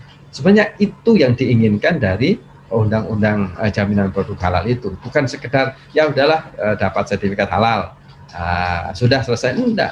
Itu yang diinginkan itu adalah kesadaran kita bahwa memberikan servis yang bagus dengan halal kepada masyarakat itu bernilai pahala dari sisi agama. Karena apa? Karena masyarakat konsumen yang menggunakan itu akan terjamin kehalalannya. Kalau terjamin kehalalannya, maka dia doanya akan sampai kepada Allah karena tidak ada unsur halal, unsur haram, dan itu akan memberikan kenyamanan dan keamanan. Makanya terkait dengan halal itu sejatinya adalah dorongan di dalam diri. Dan ini yang motivasi ini yang kami coba kemukakan untuk pendekatan-pendekatan yang sifatnya agama. Kalau hanya kewajiban dimaknai secara formalitas, ya tadi ya sudahlah pokoknya bersertifikat halal, setelah itu nanti produksinya bolak-balik lagi dengan menggunakan yang cara-cara lama, ya enggak manfaat. Sertifikasi halal akan hilang begitu saja. Tapi kalau ada ruhnya, makanya kami berkepentingan untuk menyampaikan ini, dan inilah literasi halal. Makanya tokoh ulama, tokoh agama, masyarakat yang paham tentang keamanan pangan dan seterusnya bisa menjelaskan ini dengan baik, sehingga masyarakat yakin, oh iya, bahwa halal itu harus premium quality, begitu. Baik, sekarang kita tahu Pak, saat ini di Indonesia bahkan di global begitu, ini sedang fenomena Korean pop. Segala sesuatunya khususnya menyerang anak muda ini serba Korea. Bahkan makanannya pun ditiru juga sama masyarakat di sini. Salah satunya ada mie yang cukup terkenal begitu, harganya sudah mahal, ternyata tidak halal juga. Tidak boleh sebut merek ya Pak di sini. Begitu. Banyak sekali di rak-rak di minimarket yang ada begitu ya. Nah, ini bagaimana barang non halal seperti itu masih bisa masuk ke Indonesia dan konsumennya juga banyak, Pak. Ini kan tentunya cukup membahayakan masyarakat Indonesia yang mayoritas Muslim. Monggo. Ada dua cara menjelaskannya. Pertama, bahwa produk-produk yang masuk di Indonesia halal itu akan menjadi barrier, ya, memastikan bahwa nanti kehalalannya akan terjamin. Namun bahwa undang-undang jaminan produk halal juga tidak menafikan terhadap produk yang non halal, ya, non halal. Sebutkan ya haram, misalnya mengandung babi, misalnya ya, mengandung babi itu haram. Bolehkah beredar? Boleh, tetap boleh. Asalkan regulasi di Indonesia ini sebenarnya bukan kewenangan BPJPH, tapi kewenangan BPOM, Badan Pengawas Obat-obatan dan Kosmetika, itu sudah ada aturannya. Dan kami di BPJPH melalui undang-undang ini menetapkan lagi, memperkuat bahwa yang tidak halal itu harus ada keterangan halal, keterangan non halal di dalam kemasannya. Pada level apa?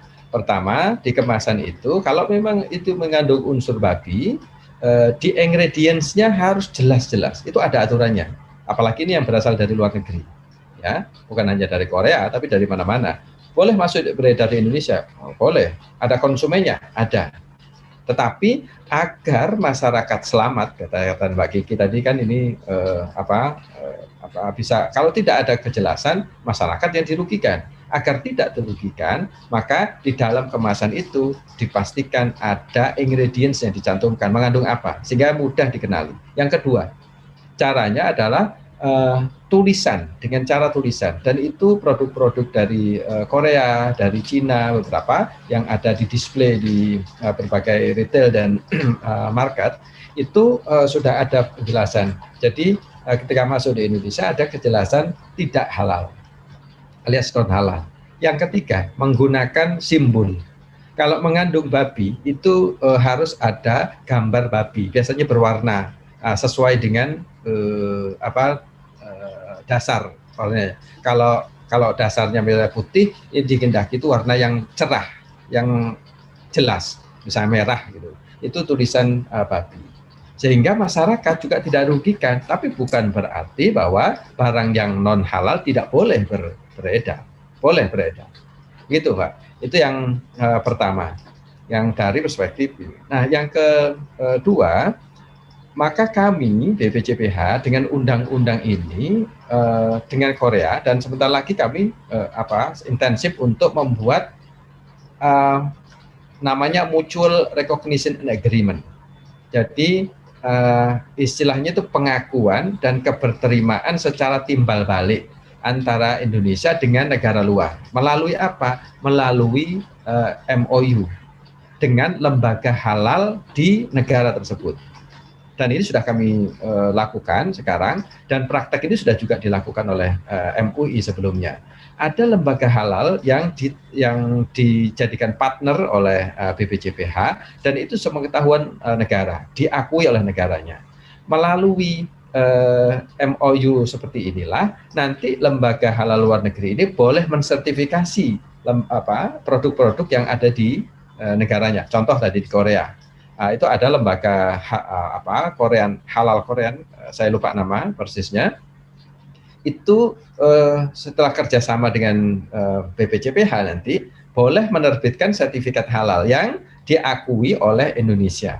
Hal yang sama, produk-produk Indonesia juga diharapkan nanti juga akan diterima di pasar Korea dengan label halal masing-masing. Jadi gitu. Nah, ini untuk tadi memastikan kalau ada label halal dari Korea misalnya, ini berlaku untuk yang lain-lainnya, ada Australia, dari Brazil, dari Amerika bahkan itu menggunakan label sendiri masuk ke sini aman karena sudah ada MOU. Kalaupun tidak, cara yang ketiga adalah mereka pelaku-pelaku usaha yang dari Korea untuk memastikan akan diedarkan di Indonesia, diperdagangkan di Indonesia, bisa melakukan sertifikasi langsung ke kami jika tidak ada lembaga halal yang kerjasama. Jadi berbagai opsi sebenarnya sudah diantisipasi untuk meyakinkan masyarakat, produsen maupun konsumen di Indonesia itu tidak mengganggu terhadap perdagangan satu sisi, tapi bahwa keyakinan warga negara yang Muslim itu tidak dirugikan dengan tidak tiadanya pengaturan tadi antara halal dan haram sehingga campur baur sehingga menjadi syubhat tadi itu. Maka kalau halal ada kejelasan halalnya, begitu juga yang haram ada kejelasan haramnya. Begitu. Baik. Pertanyaan berikutnya dari Rusmini. Terhadap kendala minimnya bahan mentah dan masih impor dari luar negeri, apakah sudah memenuhi standar halal dan lolos uji? Bagaimana pengawasan halal dan registrasi BPJPH melakukannya? Mengingat saat ini sektor bahan mentah berasal dari impor yang belum jelas definisi halalnya. Mohon penjelasannya secara detail. Terima kasih. Ya, jadi lembaga-lembaga halal luar negeri yang bekerja dengan Indonesia, bekerja sama dengan Indonesia itu ada sekitar 46 lembaga. Jadi mereka punya standar halal yang sama. Ya, Australia misalnya untuk impor daging ke Indonesia itu terkena aturan selain aturan perdagangan, ini termasuk juga kriteria kehalalan. Ya, ini sudah berlaku. Jadi di berbagai negara yang berkaitan dengan bahan baku raw material itu menjadi concern dari Indonesia. Dan penggunaan bahan baku yang berasal dari luar negeri itu terkait dengan pengakuan yang di dalam MOU itu tuliskan secara jelas apa saja bahan materialnya, meliputi apa saja yang akan diperdagangkan. Misalnya India itu juga banyak bahan-bahan yang akan digunakan oleh produsen-produsen di Indonesia, pelaku-pelaku usaha di Indonesia untuk kebutuhan kosmetik, kebutuhan obat-obatan itu banyak mengandalkan masih impor kita karena ketersediaan bahan baku di Indonesia belum maksimal. Ini juga tantangan yang harus segera dijawab ketika ekosistem halal tadi, halal value chain istilahnya, rantai pasok halal itu tersedia dengan baik. Kalau di dalam negeri itu akan jauh lebih bagus. Nah, karena maka dari luar negeri tadi, bahan-bahan baku yang masuk di Indonesia, mereka mensertifikasi halalnya di negaranya masing-masing. Ada yang juga karena memang tidak ada lembaga halal ya, di negara mereka, mengajukan sertifikasinya langsung di sini. Selama ini di MUI dan kami juga sudah menerima ratusan sudah dari pelaku halal berasal dari luar negeri, apakah itu perpanjangan atau itu yang baru terhadap bahan-bahan baku yang memang mereka ekspor untuk kemudian di dalam negeri digunakan. Concern dari pelaku-pelaku usaha di dalam negeri pun kami bertemu dengan berbagai asosiasi kosmetik, perkosmi, asosiasi fragrance, misalnya AFI, bersama-sama juga dengan kawan-kawan dari gabungan pengusaha makanan dan minuman, GAPMI, dan banyak lagi. Itu kami terus mendiskusikan ini karena mereka concern juga ingin produknya halal, maka juga bahan bakunya itu berasal dari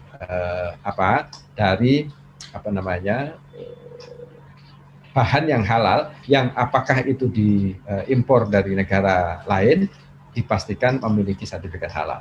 Begitu. Baik, Pak, kita tahu bahwa Indonesia ini banyak sekali pondok pesantrennya. Tentunya ini bisa menjadi sebuah acuan begitu dalam hal ekonomi dengan menggunakan produk-produk halal. Nah, apakah ada lembaga terkait begitu yang istilahnya jemput bola begitu, Pak? Jemput bola kepada pondok pesantren yang memiliki usaha agar tersertifikasi halal. Jadi tidak hanya menunggu orang untuk mendaftarkan produknya memiliki sertifikasi halal, tapi lembaga tersebut yang menjemput bola untuk produsen-produsen yang memiliki produk ini agar tersertifikasi halal. Silakan, Pak. Ya, BPJPH dalam setahun ini belum melakukan upaya-upaya tadi yang kaitan dengan jemput bola dan seterusnya. Masih concern untuk menerima yang pendaftaran reguler.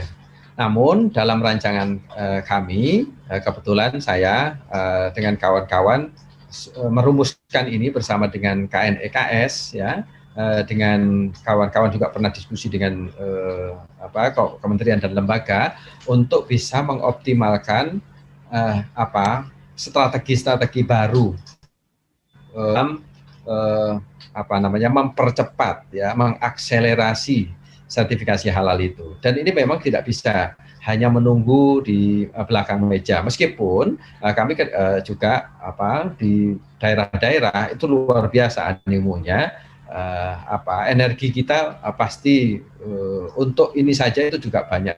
Nah, tapi kami pada saat yang sama sedang merancang pola-pola itu bersama dengan kementerian yang lainnya, misalnya dengan Ormas, NU, Muhammadiyah misalnya, untuk ke pesantren-pesantren ini juga ada rencana. Sekali lagi ini rencana karena belum kami laksanakan terus terang, untuk tadi jemput bola, sehingga kami dari BPJPH kemudian dari lembaga pemeriksa halal bersama juga nanti dengan MUI itu akan datang langsung ke lokasi, kemudian dilakukan pemeriksaan di tempat, dan itu sangat mungkin dengan adanya Omnibus Law ini sekarang, Undang-Undang Cipta Kerja itu, di mana ada kesempatan untuk melaksanakan self-declare.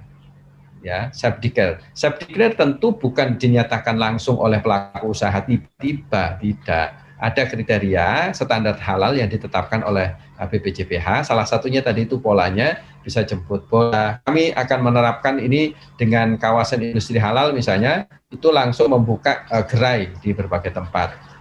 Gerai-gerai yang sama juga akan kami coba bersama-sama dengan elemen-elemen lainnya, tentu nggak bisa bekerja sendiri karena tenaga di BPJPH juga terbatas. Untuk di pasar, misalnya pasar-pasar tradisional, ya gerai-gerai itu bisa dibuka. Bahkan ada mobile certification,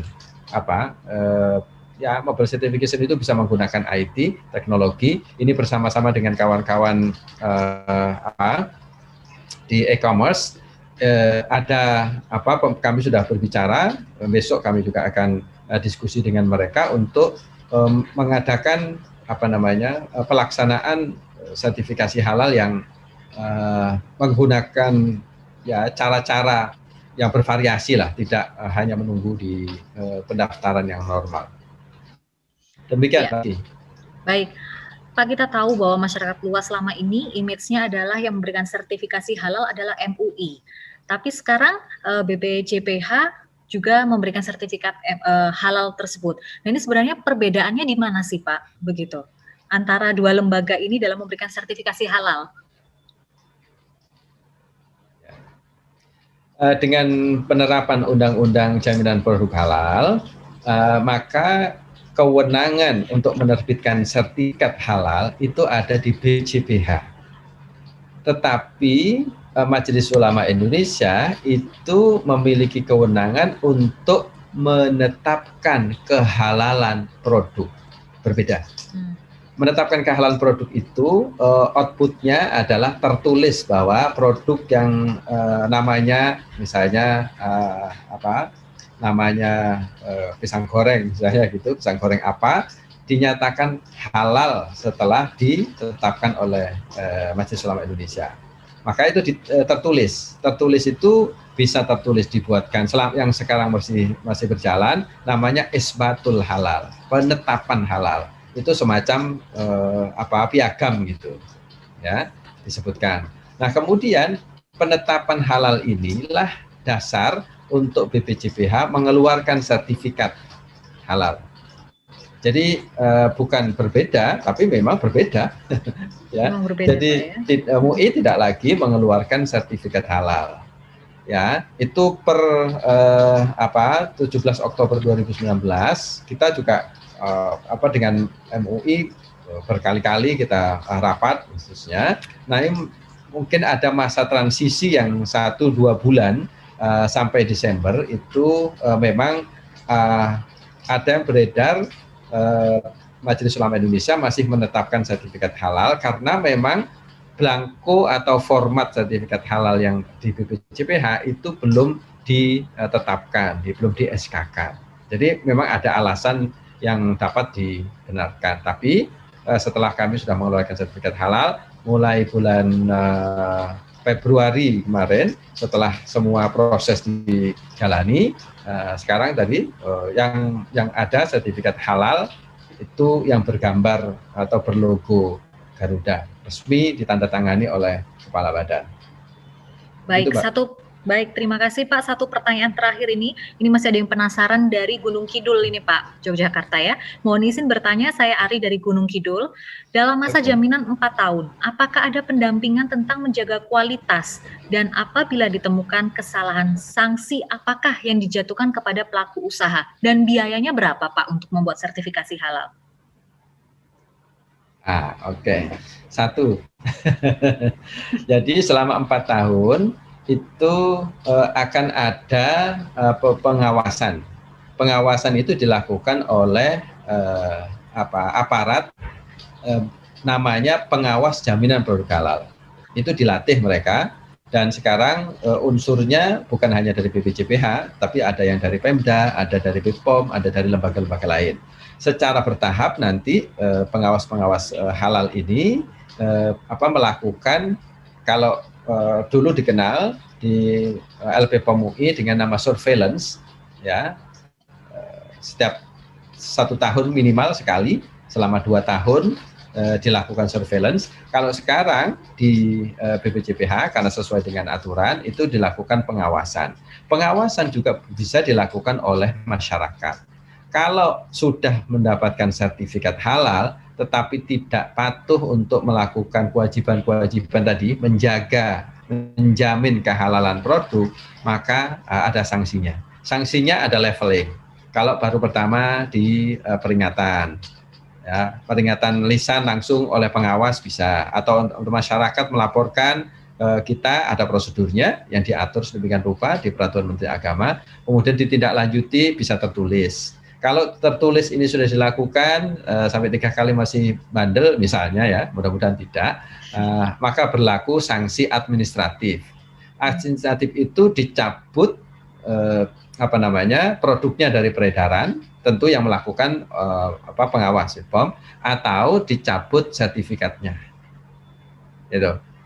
Itu. Jadi tapi kalau ini sanksi administratif yang berlaku, tidak ada pidana. Karena kalau pidana itu yang sudah menyalahgunakan, misalnya ada penyalahgunaan bahan atau sertifikat digunakan untuk yang lain dan seterusnya, ya itu berlaku pidana. Di regulasi kita mengatur juga pidana itu sebesar-besarnya sampai 2 miliar segala macam.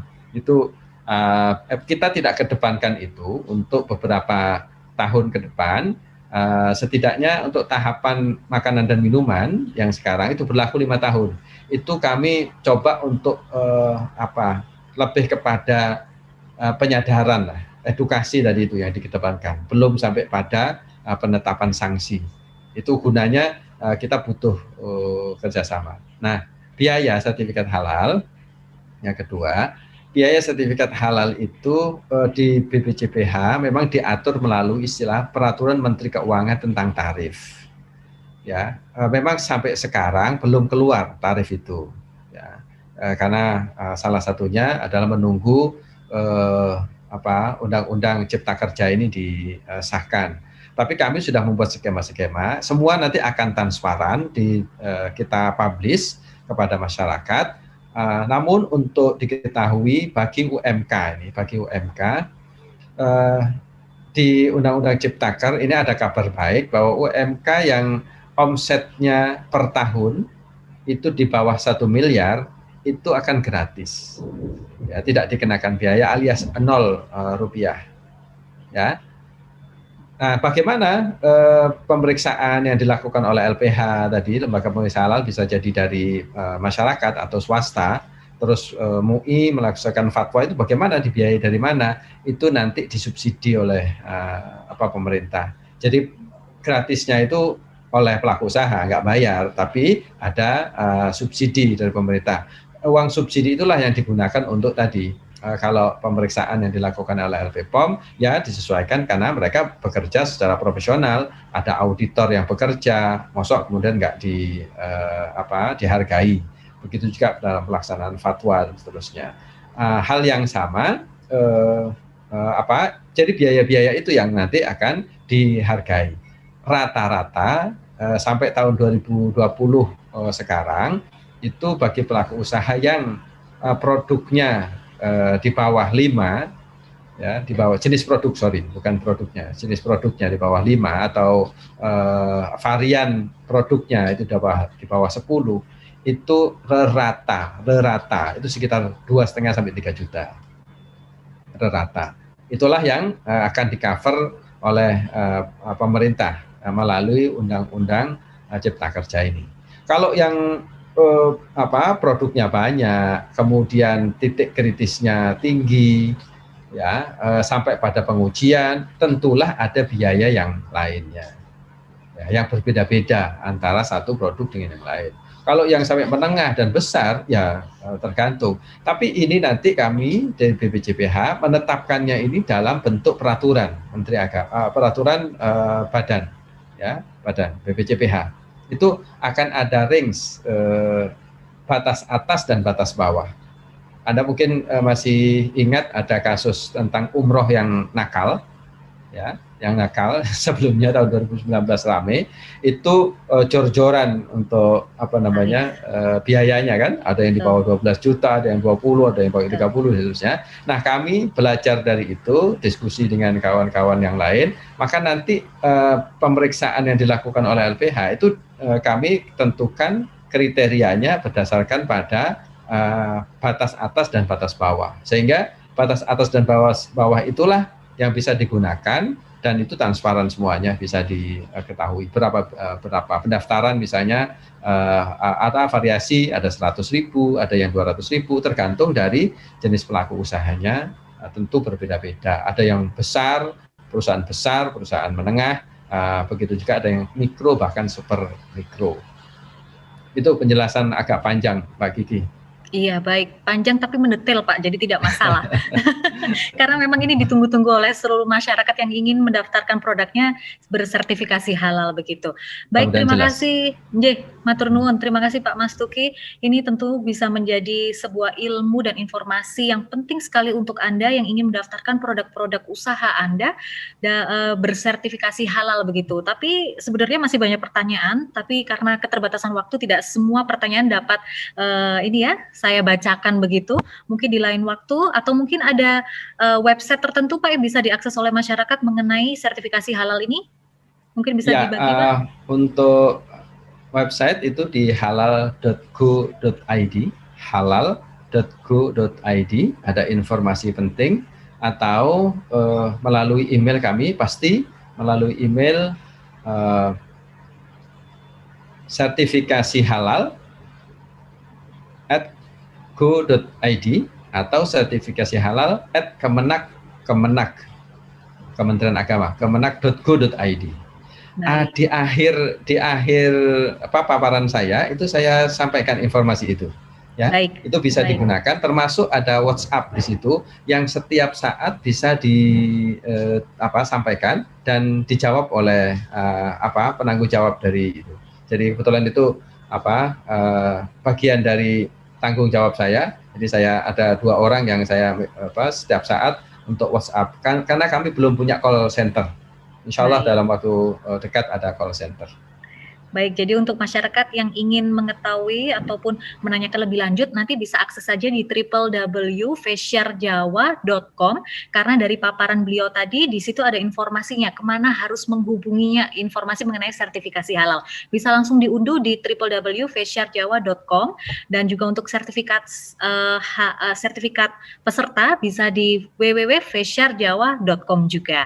Baik, matur nuwun Pak Mas Tuki yang sudah berkenan bergabung bersama kami, berbagi informasi, semoga bermanfaat untuk kami semuanya mengenai informasi sertifikasi halal begitu. Terima kasih juga untuk Pak Bambang yang sudah berkenan tadi memberikan sambutan dan paparannya. Matur nuwun Pak. Matur nuwun Pak Bambang. Pak Bambang sehat selalu. Masya Allah.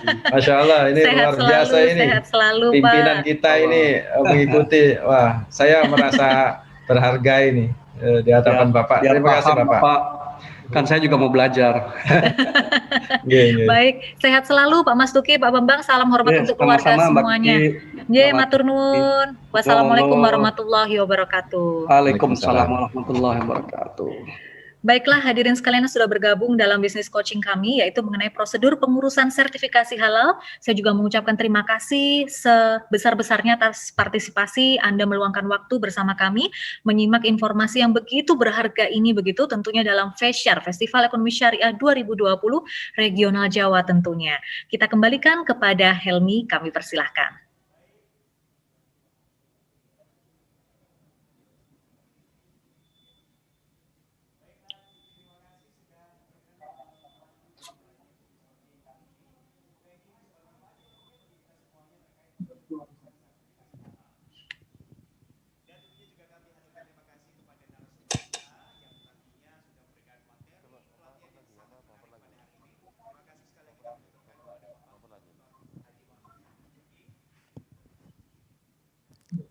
Ya, tentunya juga kami haturkan terima kasih kepada narasumber kita yang sudah memberikan pelatihan yang sangat menarik dan bermanfaat pada sore hari ini, yaitu Bapak Dr. Haji Boas Tuki HS MAG, Kepala Pusat Registrasi dan Sertifikasi Halal BPJPH. Dan tentunya juga Kiki, terima kasih ya sudah memandu jalannya acara dari bisnis coaching kali ini. Untuk itu, melengkapi kebahagiaan kita di momen spesial ini, marilah kita bersama-sama mengabadikan momen dengan berfoto bersama. Untuk itu, Bapak Ibu, para peserta berkenan untuk menyalakan video, dan untuk itu pula Bapak Bambang dan Bapak Pastuki juga berkenan untuk menyalakan video untuk bisa berfoto bersama mengambil pose terbaik kita. Baik, kami persilakan terlebih dahulu untuk mengambil pose terbaik kita masing-masing. Bapak Ibu, sudah siap? Baik, kalau sudah siap kita akan mulai dengan hitungan 3, 2, 1. Baik, sekali lagi untuk melengkapi momen terindah terbaik di sore hari ini, berfoto bersama, kita akan ambil pose terbaik. Sudah siap ya Bapak Ibu? Monggo kami persilahkan, kita hitung 3, 2, 1. Baik, boleh kita berikan tepuk tangan untuk kita semuanya, Bapak Ibu hadirin. Terima kasih dan luar biasa atas partisipasi Anda pada sore hari ini. Bapak Ibu, untuk bisa mengetahui rangkaian kegiatan Festival Ekonomi Syariah Regional Jawa tahun 2020, silakan untuk mengunjungi website www.feshare-jawa.com dan juga Bapak Ibu ikutilah seluruh rangkaian kegiatan Feshare Jawa 2020 yang terdiri dari Syariah Forum yang menampilkan beragam acara, mulai dari opening ceremony, seminar, talk show, workshop yang melibatkan tokoh-tokoh penggiat ekonomi syariah Indonesia, serta serangkaian bisnis coaching untuk para pelaku UMKM. Sementara itu, kegiatan Syariah Fair menampilkan galeri virtual dan produk-produk kreatif UMKM dari seluruh wilayah Jawa. Dan pada acara hari ini Bapak Ibu, Anda juga bisa mendapatkan e-sertifikat atau sertifikat elektronik dengan mengisi daftar hadir terlebih dahulu. Dan kami persilahkan untuk Bapak Ibu scan terlebih dahulu melalui QR Code seperti tayangan yang ada di layar Anda berikut ini.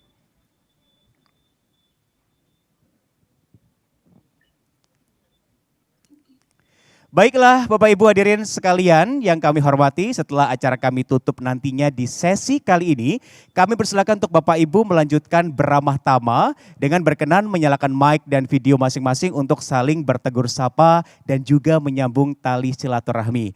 Baiklah Bapak Ibu, atas nama panitia penyelenggara kami memohon maaf atas segala kekurangan dalam penyelenggaraan acara hari ini. Akhir kata saya Helmi Kahaf pamit undur diri. Wassalamualaikum warahmatullahi wabarakatuh. Waalaikumsalam warahmatullahi wabarakatuh. Terima kasih Mas Helmi, Mas Suki, Mbak Kiki, sekali lagi makasih banyak. Matur nuwun sami-sami Pak Saya Bambang, mohon Pak Mas izin Suki. pamit, masih matur nuwun. harus nanti ke Habib Syekh. Terima kasih. Assalamualaikum warahmatullahi Nggih, wabarakatuh. monggo matur nuwun. Terima kasih Pak Mas Mbak Suki, Kiki Pak di Bambang. Surabaya ya? Injih, betul Bapak. Surabaya. Nggih, Bapak nggih. posisi di Jakarta? Pak Di Mas Suki? Jakarta, enggak boleh Pondok Cabe. kemana-mana. Pondok Cabe nggih Pak, kalau nggak salah saya baca profilnya. Enggak boleh dekat kemana-mana. Corona Termasuk ya Pak ya. nggak boleh pulang ke Banyuwangi. Nggih. Saya di Cilengsi Pak. Lah, di Cilengsi toh. Nggih. Pak Mas Tuki mananya Pondok Cabe yang itu Pak, bandaranya tentara itu, Ya, yang ya. untuk latihan terjun itu di Ya, situ. Pelita Air namanya. Oh Pelita Air di daerah Ya, situ nggih Pak? Di daerah di situ. Nggih nggih. Ada South City di situ, ada golf Pondok Cabe. Nggih, Tapi saya nggih. tidak di golf di situ. Oh, sehat selalu Pak Mas Tuki. Nggih, nggih, nggih. Terima kasih ya Mbak Kiki ya. Nggih, Sampai sami-sami. ketemu ya. Salam untuk keluarga Pak. Monggo. Ya, baik. Assalamualaikum. Monggo. Waalaikumsalam.